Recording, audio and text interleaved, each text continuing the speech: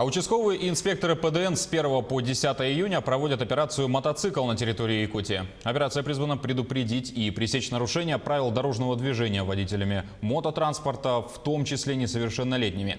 Так, в Чурапчинском районе за последние дни произошло 2 ДТП с летальным исходом. Сегодня около 2 часов ночи на 170-м километре впад Колыма произошло ДТП, в результате которого погиб 40-летний водитель. А буквально вчера на 178-м километре произошло похожее ДТП с гибелью молодого человека.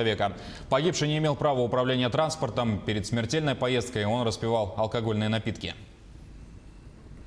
Так, в данной операции нарушили 6 административных правонарушений, которые ездили за рулем без прав.